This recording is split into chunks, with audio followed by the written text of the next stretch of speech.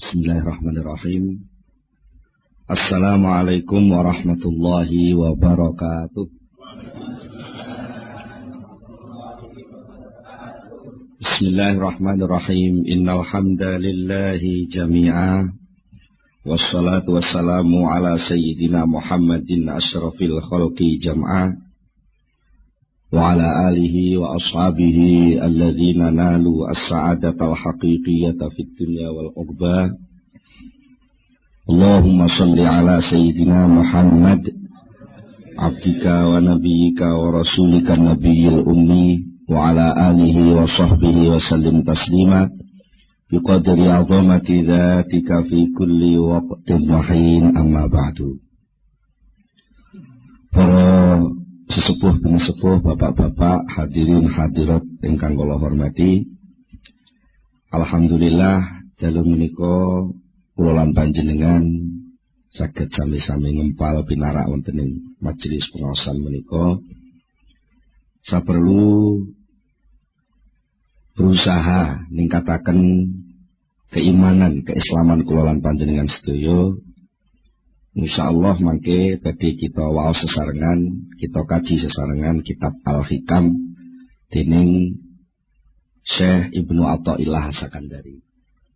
Ananging kangge pertemuan ingkang pertama menika langkung rumiyin badhe kula aturaken setunggalipun pengantar.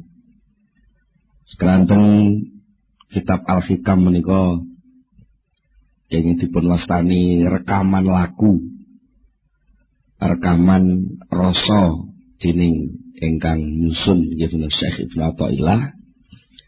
Mila sampun sakpasipun menawi saderengipun perlu wonten setunggalipun pengantar supados mangke menawi sampun dumugi lumebet wonten ing pembahasan kitab Al-Hikam mangke insyaallah boten kedadosan tumpang suh pemahaman kula panjenengan sedaya.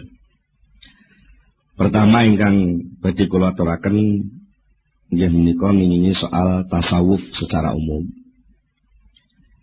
Inggih menika tasawuf ingkang dipun lampahaken dening para ulama salaf.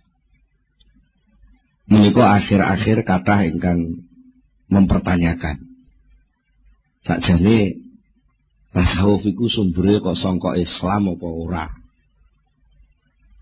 Kadang-kadang wonten ingkang mencurigai praktek-praktek tasawuf menika niru dhateng agami-agami sanes. Wonten ingkang nuduh praktek tasawuf menika sampun melenceng saking ajaranipun Rasulullah sallallahu alaihi wasallam. Menika sedaya lumrah. Jalaran barang niku lek edi, barang niku lek apik, niku mesti akeh sing imitasi. Jadi kan kudu enten merek napa ngoten nggih. Sing terkenal ngoten gudang garam kok.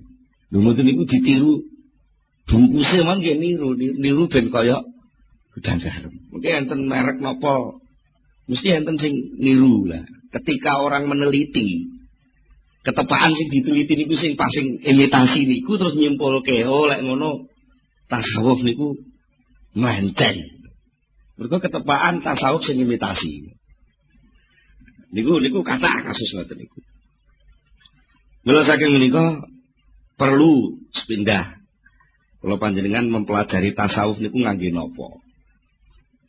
Napa ta mempelajari tasawuf niku ngangge kekuatan ilmu? Dalam arti pengetahuan, itu ilmu pangrasa nggih, pengetahuan sing niku biasane ngangge alat pengamatan, observasi, terus enten hipotesa macam-macam. Napa ta? Ngangge kekuatan batasan-batasan hukum akal. Sing akal niku selalu bertanya-tanya tentang sebab dan akibat. Sing akal niku selalu ingin meneliti dan lalu menyimpulkan.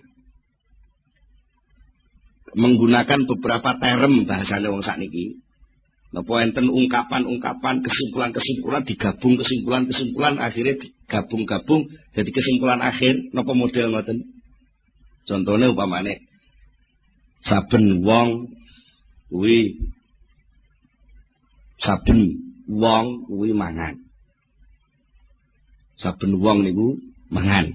Niku data awal. Data kedua, kewan-kewan liyane wong iku ya mangan.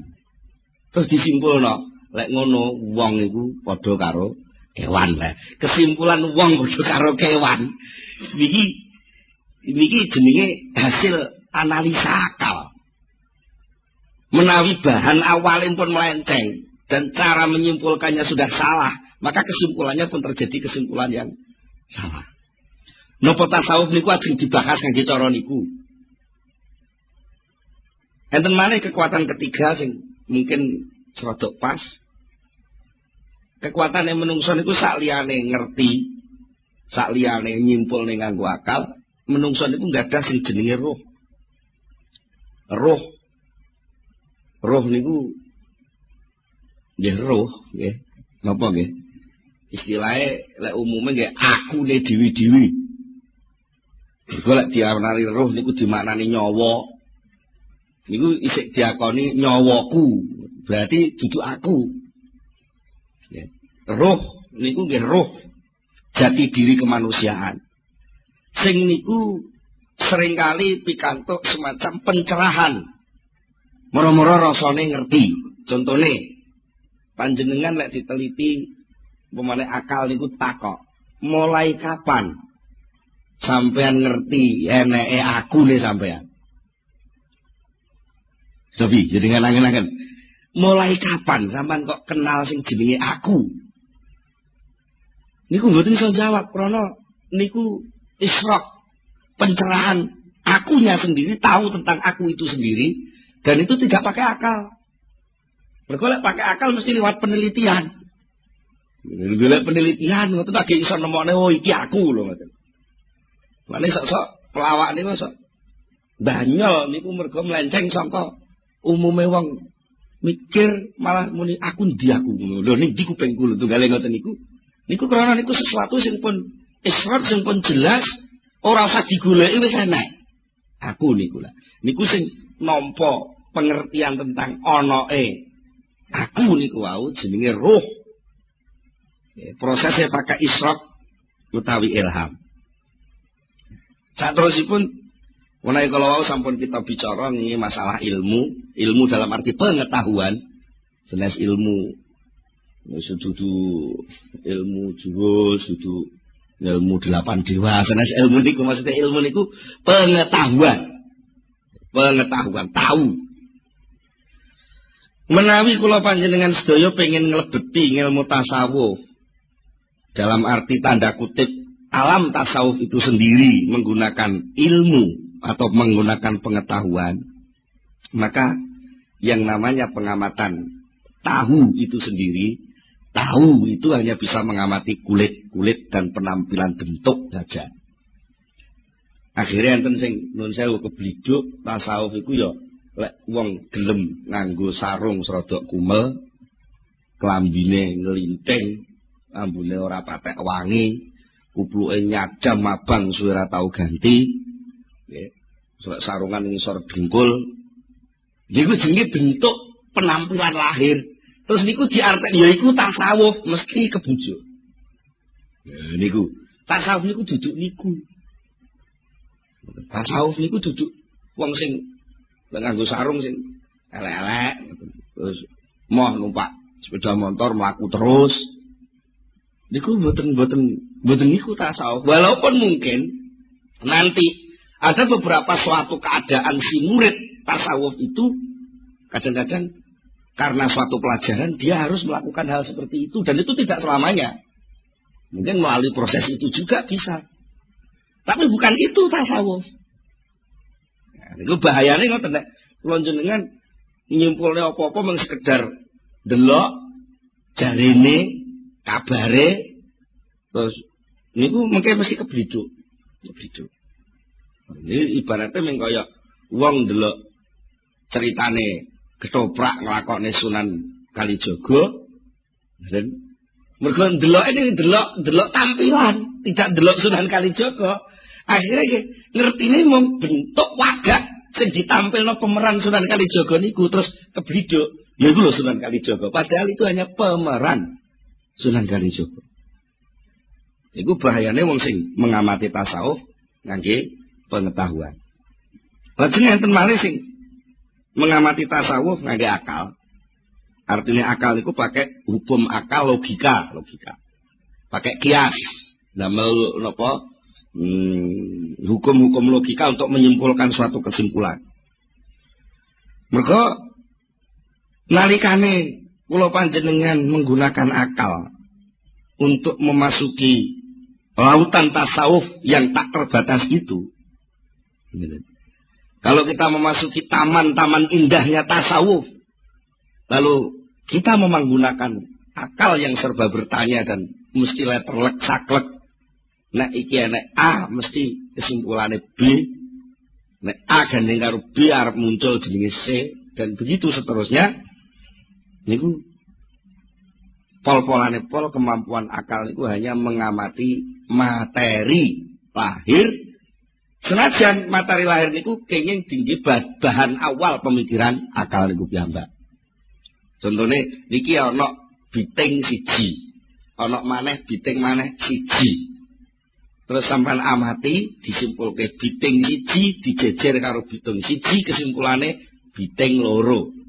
Niku akhirnya terus dienggo pedoman senajan bitinge wis gak enek, akal pun mlaku dhewe. Siji ditambah siji mesti loro. Karena napa bahan awale kan materi. Lah mongko sing jeneng tasawuf itu bahan-bahan yang dipakai pemahamannya bukan material, tapi langsung niku sesuatu yang gaib, ya, sesuatu yang gaib, sesuatu sing begitu luas di alam awang-awang ibaratnya ngoten, sing tak terbatas. Niku lek ngangge akal, akhirnya mengke cara wong ngoten pengen mengarungi seluruh dirgantara, tapi piyambake namung ngiberno layangan ngoten tok. Napa nggih saged gayuh? Mboten saged. Wong sing wis canggih ngangge napa kongkot mau iso rutuh nggih. Nggih ta nggih? Ngene lah ngoten. Pesawat paling canggih kongkot iso kecelakaan. Napa malih niki soal alam di balik alam kemanusiaan itu sendiri yang itu terkait erat dengan nurun nubuwah, cahaya kenabian, alam wahyu, alam gaib, alam inti manusia yang itu sendiri, manusia itu sendiri adalah rahasia Allah Subhanahu wa taala. Nek niku ajeng dipahami nganggo akal, maka yang terjadi adalah penyempitan persoalan manusia itu sendiri. Dan mula saking menika kangge memudahkan dos pundi supados kula sedaya panjenengan menika saged memahami tasawuf. Ya ampun nganggo alat sing remeh-remeh. Begitu luasnya tasawuf sing mampu saged ngrasakne tasawuf niku namung manahipun piyambak-piyambak. Mila mangke wonten ing kitab Al-Hikam. Insyaallah mangke badhe dipun paringi pinten-pinten penjelasan sing mungkin bertentangan kali kesimpulan akale wong umum. Kesimpulan akale wong umum sing salah niku dudu akale sakjane, tapi bahan sing dienggo nyimpulno niku lho kurang pas. Bahan sing dienggo nyimpulno niku kurang pas. Contoh niki contoh sing mbok menawi teng pengaosan sanes sering kula aturaken. Contohnya ngeten. Wong sing usahane sregep niku sing akeh sukses hasil dadi wong sugih. Ana wujudan jenenge usaha ikhtiar, ana akibat, ana sebab jenenge usaha, ana akibat jenenge sugih. Karena bahan ini akal nampa terus nyimpulno lek ngono muncule sugih kuwi sangka usaha. Karena akal niki namung ngerti niki. Akhirnya sampai teng budi-budi niku akal niku terus berperan lan ngampanyekno suasana niki. Nek kowe gak gelem nyambut gawe gak iso sugih. Nggih ngoten nggih. Sampai lek duwe anak melarat diseneni lho kowe ora gelem nyambut gawe. Nah, niki pun mboten pas. Sing hubungannya kali soal tasawuf. Napa? Soalnya tasawuf itu berawal saking pemahaman iman. Sementara iman jelas rukune wonten 6 termasuk sing terakhir niku wabil qadri khairihi wa syarrihi minallah. Ketentuan seluruh kehidupan ini ditentukan oleh Allah Subhanahu wa taala. Sementara pekerjaan, usaha, ikhtiar, ngamal, ibadah itu adalah perintah. Lah niki sing kadang-kadang krana awalipun pun mukadimah pun keliru. Antarane nyambut gawe karo sukses niku dianggap saling berakibat. Niki rancu tadi. Terus pundi? Akal iman mengatakan bahwa soal sukses tidak sukses, tekane rezeki niku pandum peparing saking Allah. Titik. Niki bahan awal.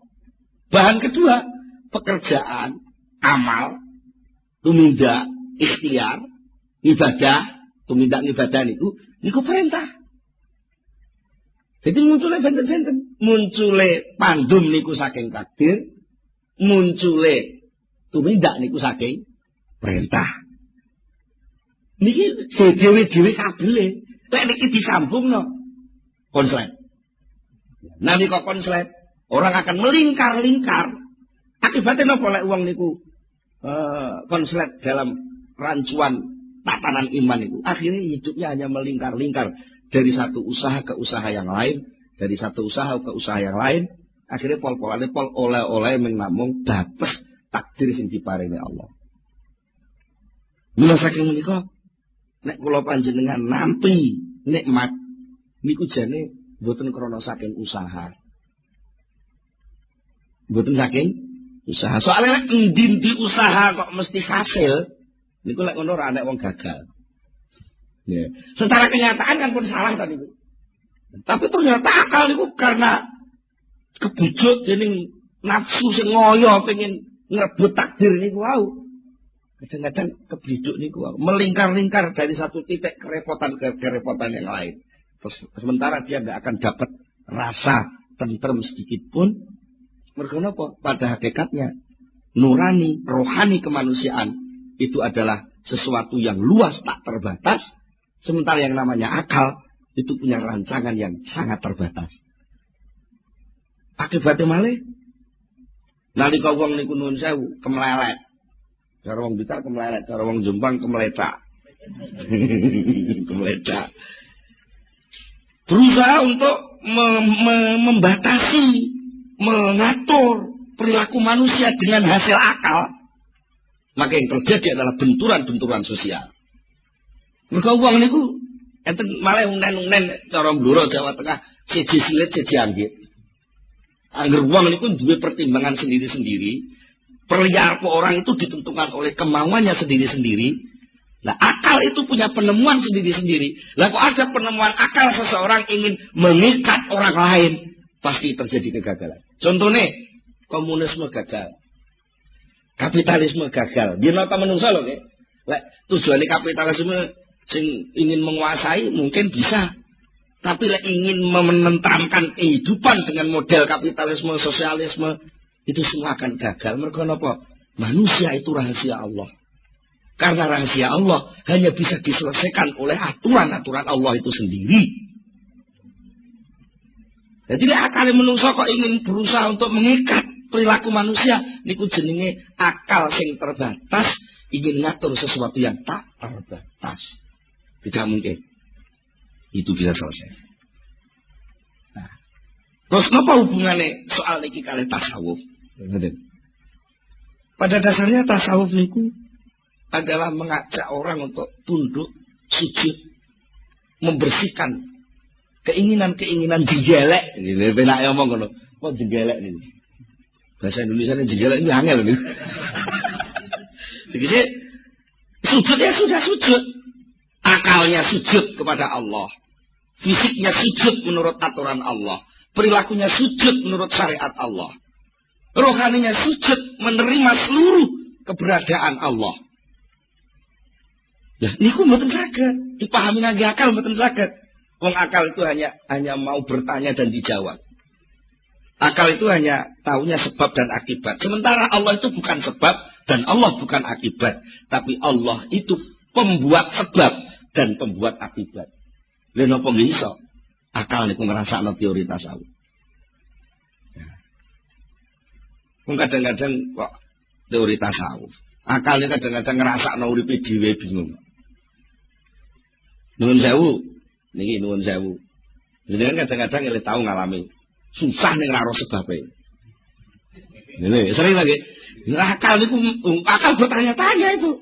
Jane ngapa to aku kok susah iki ngapa? Duit wis nyekel, bojo nyanding. Bojo wis nyanding, duit wis nyekel, pangkat wis dhuwur. Tapi apa gak susah iki jane? Sing tak susah iki apa? Jadi apa gak bingung ya? Karena apa itu soal rohani, soal inti kemanusiaan. Mulai lajeng larinya kadang-kadang lari kepada materi lagi sehingga terjadi penurunan derajat kemanusiaan. Contohnya nalika piyambake jibeg karo sebabe mergo wis dadi wong sukses. Asale ndek omahe ning desa. Terus dadi artis urip ning kota, sembarang kalir keturutan. Mergo honore lek dadi artis niku wis cukup sak cukup-cukupe. Tapi enggak ada yang kurang. Mergo napa? Ora sujud. Karena sujud itu pada akhirnya adalah watak dasar kemanusiaan itu sendiri. Ketika watak dasar itu enggak dilakukan, cara wadak ngoten keji. Ngertos keji nggih. Wong biasane obah-obah terus gak diobahne niku keji. Nah, saat keji niku lho butuh pelampiasan. Nah, pelampiasan niku kadang-kadang enten sing salah terus. Bangsa narkoba, bangsa ekstasi, bangsa mendem lan sak teruse niku. Niku karena tuntut. Jadi aku bisane seneng lek bojoku mesem. Tapi kenyataan dalam rumah tangga dia mesemnya gak metu-metu. Akhirnya dia cari yang lain sing dudu bojo, sing iso mesem. Lah ternyata wis keturutan mergo duwite akeh. Golek meseman sing model Cina, mesem India, mesem Londo, mesem Eropa maneh ngoten. Ternyata kagak gak pas yo mek ngono-ngono iku tok. Akhirnya dia mencari pelarian sing sakjane aktivitas narkoba, apa psikotropika dan macam-macam lah istilahnya. Niku sakjane wong golek pelarian yang salah dalan. Pengen ngilangi akal ning ora mundak dhuwur pangkate ning malah asor derajate. Mergo kembali ke materi. Lah nek ilang akal tapi naik ke wilayah yang lebih tinggi, ya itulah sebenarnya tasawuf. Dadi yo nek penake ngomong, napa ta tasawuf niku? Tasawuf belajar mendem. Tapi mendem Gusti Allah. Mulane sok-sok gerakane wong tasawuf, lek pas salat niku apa pun boten krungu apa-apa persis kaya wong mendem niku. Lha niku saestu. Kula niku gadah tangga. Iki asale tukang mendem. Kula apusi sekae. Sampeyan mendem niku ben-bengi biayane pinten to, Mas? Ya kathah. Kadang-kadang lek selangkung ewu mawon kirang. Sampeyan purun kula ajari mendem sing boten usah bondo. Lha kok benten lah ampun nek sampean gak percaya urung-urung wis napa enten ya aku gak nguruki. Sing penting percaya kula dhisik. Ya ampun, tapi aja niat jajal lho. Aja niat jajal. Manut kula mawon. Saestu. Akhirnya suatu ketika kula jak griya kula. Adik kula niku sing kula kengken dialog berjadi kula rada mblonjong ngoten lho. Dadi lek omong-omongan kuwi wong sing rada mblonjong-mblonjong ngoten enten korelasine enten kecocokane. Lek langsung teng kula tiange sungkan. Akhirnya kula jak, kula uruki. Coba lah. Sampean jane wong mendem niku persoalannya lak sampean jibeg to, bojo sampean nyeneni terus, sampean gak nyambut gawe. Sumpek ta sampean nggih. Lah sampean pengen gak sumpek. Ya mlayu aja ning donya. Lah sarane terus pundi? Ayo melu kula. Kula jak teng omah kula. Terus biasa tahlil-tahlil sing biasa dilakoni wong NU niku lho. Sing nggih ana niku mboten kula uruki kawitane piyambake nggih tau teng langgar cilikane kok nggih. Tau teng langgar tesih fasih kula jajal niku maca Fatihah nggih sik fasih terus sik fasih kula inget terus soal unen-unen. Unen-unen niku sampean manut kula. Tapi soal jero sampean latihan muni Allah, Allah, Allah, Allah, Allah. Pun saestu kula gesne lah kula tahlilan mboten 500, mboten 200. Pokoke putaran tasbih niku entek kula baleni terus sampai kula dhewe gak ngitung. Jadi ku akhirnya piyambake jan gereng-gereng persis kaya mendem. Tapi wajahnya jelas. Wajahnya ada semacam pencerahan. Karena napa? Piyambake atine pun dijebol dening nuru zikri. Cahaya zikir. Sing nuwun sewu, kadang-kadang zikir itu diselepelekne kali wong-wong. Padahal zikir itu pengaruhnya sangat besar sekali. Zikir itu kan namung sesebutan. Sesebutan itu lak jeneng. Lah jeneng niku penting lho, nggih. Tapi, lha pamane enten wong sembarang kali wong kanggo jeneng kok. Jeneng niku lah milih ya tenanan. Duwe dagangan kudu enek merek sing pas. Dadi studio sing ngrekam niki. Nggih. Niki lah golek jeneng ya wis diitung. Mboten sembarang ngawut ngoten kok. Pokoke radio jenenge dugel ngono ya ora pantes gitu. Lah itu sudah. Lah atik niki sesebutan. Sebutan unen-unen. Contone yo Pak Mis. Mboten ngandel. Podo-podo barang gak ngerti sampean dereng tau bukti. Durung tau roh buktine. Liwat teng pinggir desa ngisor barongan teng Sanding Bu. Bareng-bareng bocah akeh ngoten. Terus sing sitok iku nyebut, "Demek." Terus mung reaksi sing muncul. Keplayu padahal duwite gak enak. Nek namung sesebutan mon berpengaruh. Lah benten lek liwat isor barongan bareng-bareng wong akeh terus salatullah salamullah ora ana apa-apa. Dan ada reaksi riang. Lah apalagi kalau itu nama Allah. Allah niku penguasa ning penguasa. Allah niku leluhuring luhur-luhuring luhur. Maha dan maha sembarang maha niku Allah. Kok disebut masuk tenggene nur, tenggene ati. Ini mesti bereaksi. Nah, tasawuf itu sebenarnya ketika belajar berzikir adalah berusaha untuk mengecap zikir itu. Ketika diajari melakukan ibadah sholat, berusaha untuk merasakan sholat itu. Sudah tidak berpikir lagi tentang salah, sah dan tidak sah.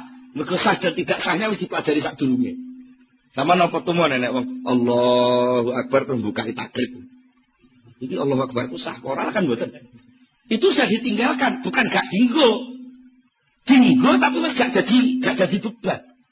Kalau jadi wong belajar sepeda motor, kalau belajar nyetir, ngene apa ngene biro pengajaran apa belajar nyetir niku. Nalika nyekel setir apa buka teori. Memang nabrak-nabrak. Teorinya sudah ditinggal karena sudah menyatu dengan dirinya. Maka dia sekarang tinggal mencari jalan yang tepat, haluan sing pas, ben gak tabrakan, delok rambu-rambu sing pas, dan berusaha untuk menikmati perjalanan. Nah, tasawuf itu sendiri menyangkut berbagai macam aspek, mulai aspek metodologi, bagaimana caranya bertasawuf, menyangkut soal letak posisi tasawuf itu di mana di tengah-tengah Islam, menyangkut apa tujuan tasawuf, dan seterusnya itu sangat luas sing insyaallah mangke badhe dipun jelasaken wonten ing kitab Al-Hikam mangke pelan-pelan. Tapi sing jelas kula nyuwun dumateng para rawuh lan umum dumateng ingkang mirengaken supados memahami ajaran-ajaran tasawuf itu jangan ditabrakkan lebih dulu dengan kesimpulan-kesimpulan akal secara umum, dileremno dhisik, dirasakno sing tenan. Baru insyaallah niku mengke enten labete, enten pengaruh. Nek urung-urung sing enek kok wis kecurigaan akal. Wah, enggak masuk akal. Memang tasawuf itu bukan urusan akal. Walaupun suatu saat akal dijak mikir, tapi pada level tertentu. Tapi tidak satu-satunya alat untuk memahami tasawuf itu pakai akal itu. Malah seringkali akal itu dianggap wis mungkur. Wis mungkur tegese wis mungkur kaya wong belajar nyetir niku wau. Ora kok wis nyetir bareng sing gawa teori mbok bukai lho mboten malah nabrak-nabrak to nggih. Jadi kan bener diomongi karo sing belajar sepeda. Wong nyepeda kuwi carane pedale dipancal, setire dicekel, awake nggih ngimbangi. Nalika diomongi ngoten lak dereng nyepeda. Sik diomongi. Ya terus jenengan kok nglakokne sepeda urut kaya lek ngomong niku malah tiba. Pedale dipancal, kok wis dipancal setire dicekel ya tiba dhisik. Lah, terus putih ya bersepeda artinya apa? Ilmu tentang ibadah itu ketika masuk ke dalam tasawuf sudah bukan jadi ilmu lagi, tapi sudah menjadi satu kesatuan gerakan ibadah itu sendiri untuk berusaha dirasakan. Dari merasakan ilmu itulah akan muncul ilmu-ilmu baru, akan muncul rasa-rasa baru yang sebelumnya sama sekali nggak pernah dirasakan. Engko lak iso roh carane sepedaan ora nyekel setir barang. Ya kok yo ora tiba lho mboten. Lagi ngoten, malah ada sing nekat nganggo BMX niku jempeng ngoten niku kok yo ora tiba. Malah sing pun ahli akrobat niku malah nggawa sepeda roda siji ning dhuwur tampar kok yo ora tiba. Ya niku sedaya mboten mungkin kelakon lek mboten langsung terjun melatih diri masuk ke sana. Jadi tasawuf itu pada hakikatnya adalah totalitas kehidupan sufi memasuki ajaran Islam itu sendiri. Kalau Islam ada tasawuf, ada fikih, ada tauhid, ada ini kan sebenarnya hasil kesimpulan para pemikir ulama-ulama terdahulu. Nah, sementara tasawuf itu berusaha untuk merangkum seluruhnya, untuk diajak kembali kepada Allah Subhanahu wa taala, notok kepada Allah sesuai dengan dawuhipun Allah, wa inna ila rabbikal murtaha. Sesungguhnya hanya kepada Tuhanmu lah segala sesuatu akan selesai. Jadilah urung kepada Tuhan ya urung selesai. Nek wong sugih ya kurang sugih. Sugih kurang sugih. Pemene melarat, ngoten lho nggih. Sugih kurang sugih, pangkat kurang pangkat, puasa kurang puasa. Enggak perlu jane wong kuwi iso aja mati lah ngoten lho nggih. Niku mboten barbar. Nah, selesainya itu adalah apabila seluruhnya sudah bisa kembali kepada Allah Subhanahu wa taala. Niku gambaran singkat tentang tasawuf sing insyaallah mangke langkung jelas malih, langkung jembar malih menawi kula panjenengan sampun memasuki tenggene kitab Al-Hikam. Salajengipun wekdalipun ingkang kali kirang-kirang 11 menit.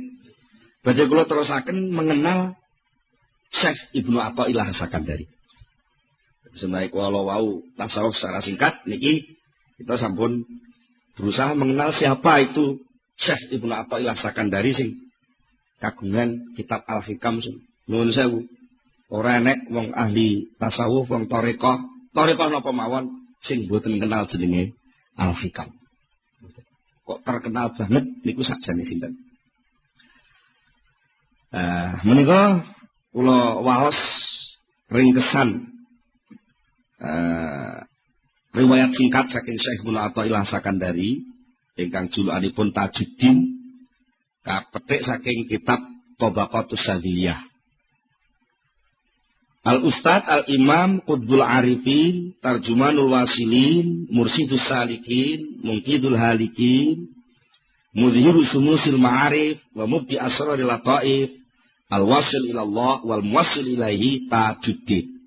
Jadi niku julukan-julukan titel-titel sing diakoni dening kalangan ahli tasawuf semua memberi titel kepada Syekh Ibnu Athaillah satunggal Al-Ustadz guru, Al-Imam panutan, Qutbul Arifin menjadi pusat orang yang ma'rifat, Tarjumanul Wasilin orang yang menjadi juru bicaranya orang yang sudah usul kepada Allah, Mursidus Salikin pembimbing orang yang mengadakan perjalanan menuju Allah, Mungkidul Halikin orang yang mengentas orang yang keblowok nglakoni kerusakan, Mudhirus Sumusil Ma'arif yang berhasil menampakkan matahari pengetahuan rohani, wa Mubdi Asraril Lataif yang bisa menampilkan rahasia-rahasia lembut rumit yang jarang ulama lain mampu menjelaskannya, yang sudah sampai kepada Allah dan mengantar murid-muridnya juga sampai kepada Allah.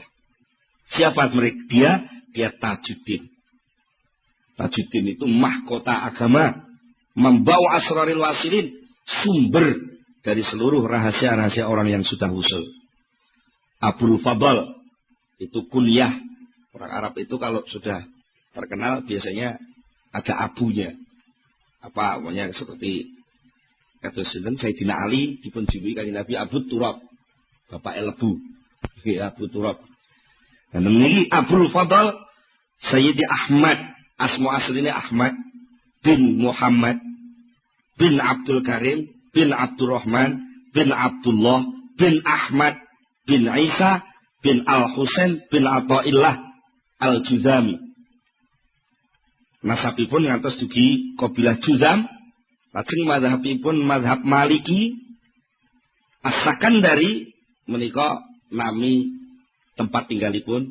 Keranten panjenenganipun nalika sampun madhep dados kiai niku manggenipun wonten ing Iskandaria, Mesir. Ngoten. Sedane wonten dusun Qarafi. As-sufi hakikatan, yang baik secara hakiki menekuni kesufian.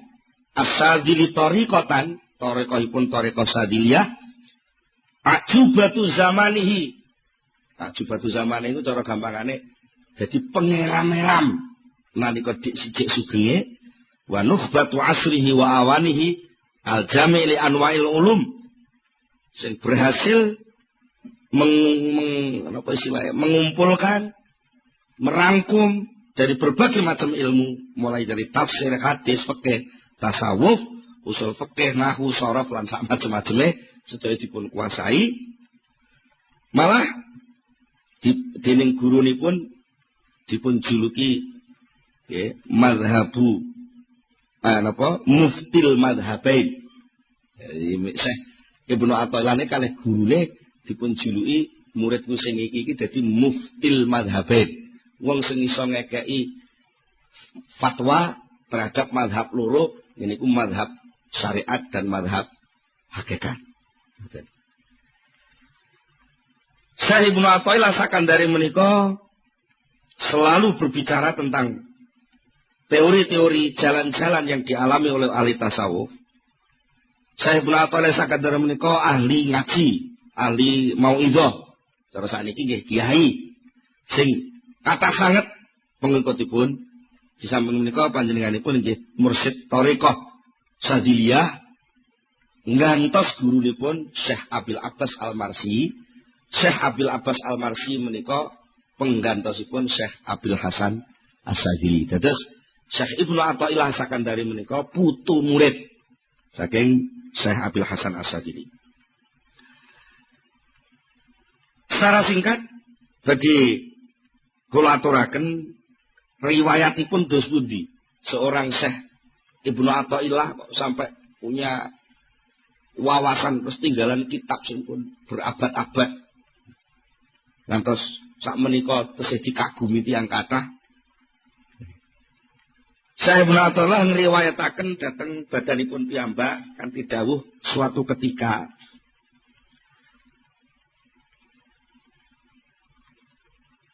Syekh Ibnu Athaillah menika nggadahi semacam napa nggih persoalan konflik antawisipun Syekh Ibnu Athaillah kalih murid-muridipun Abil Abbas Al-Marsi. Dadi nalika semanten Syekh Ibnu Athaillah mun dadi kiai. Tapi dereng melok tarekah penak omong ngoten. Kiai syariat dereng melok tarekah.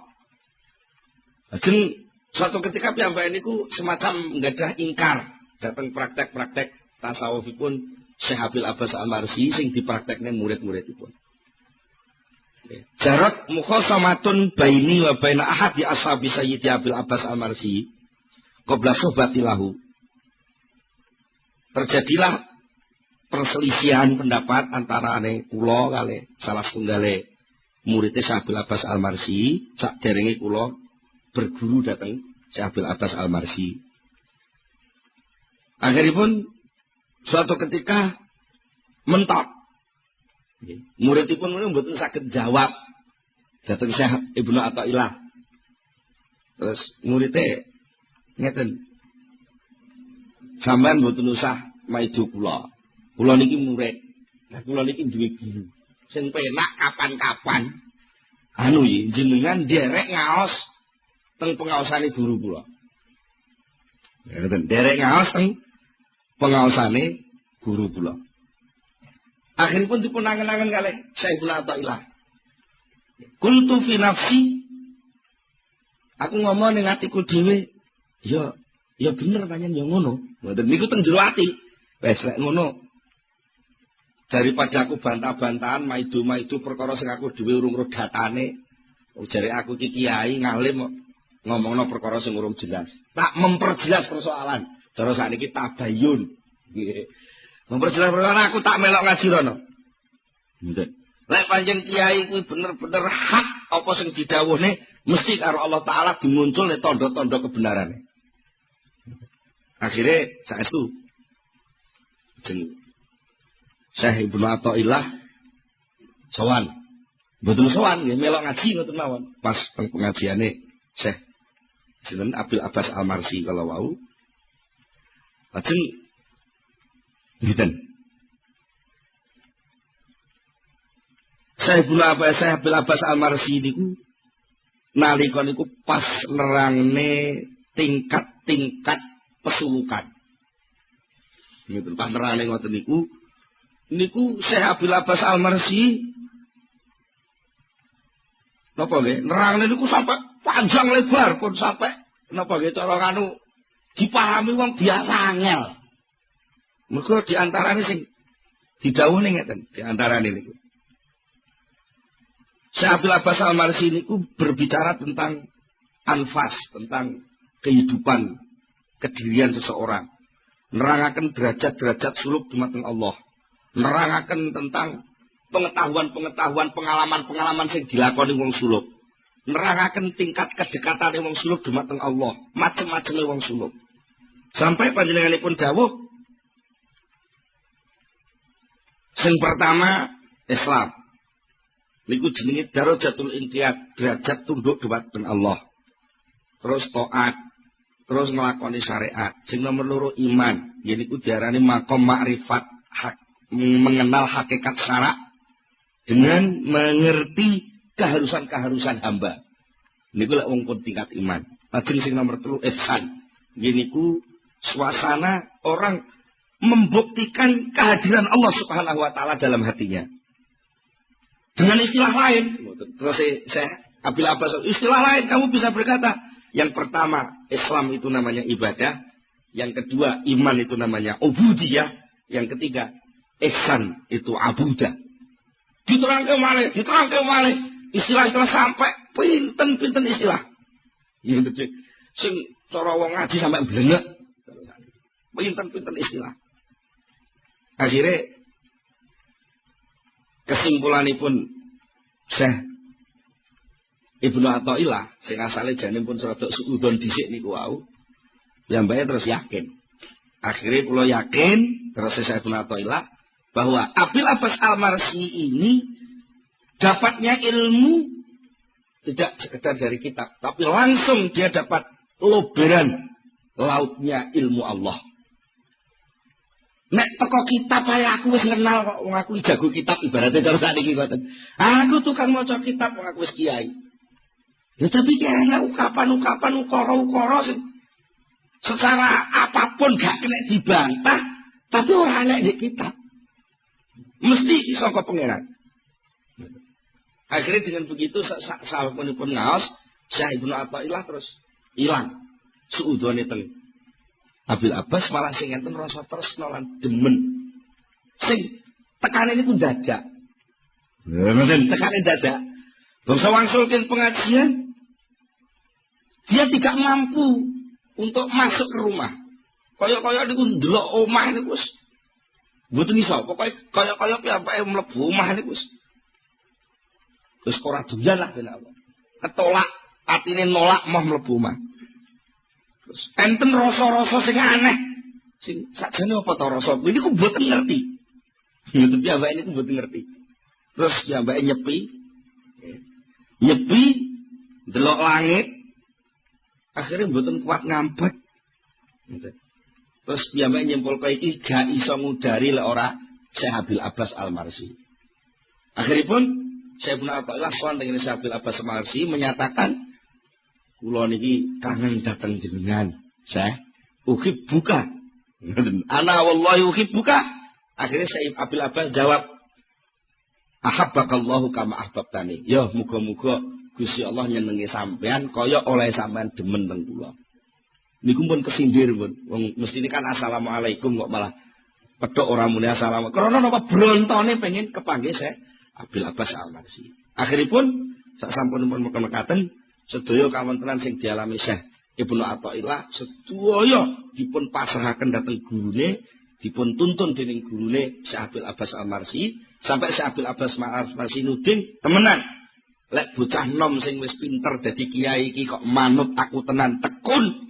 Sok ben akhire dhek arep dadi muftil madhabain.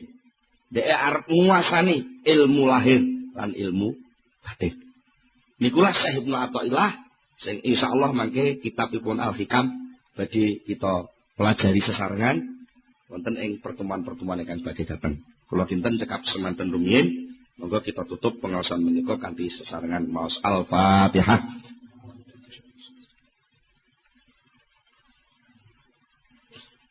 Allahumma shalli ala sayyidina Muhammad wa sallim wa radhiyallahu tabaraka an sahabati Rasulillah ajma'in alhamdulillah rabbil alamin hamdan yuwafi ni'amahu wa yukafi mazidah ya rabbana lakal hamdu kama yanbaghi li jalali wajhika wa 'azimi sultanik. Allahumma shalli ala sayyidina Muhammad wa shalli ala sayyidina Muhammad wa tsabbit imanana wa nawwir qulubana wa sallimna fid dunya wal akhirah bi rahmatika ya arhamar rahimin. Allahumma fa'ul mana barik mana Allahumma fa'ul mana barik mana bi rahmatika ya arhamar rahimin. Rabbana atina fid dunya hasanah wa fil akhirati hasanah wa qina adzabannar. Subhana rabbika rabbil izzati amma yasifun. Wassalamun alal mursalin walhamdulillahi rabbil alamin. Al-Fatihah. Assalamualaikum.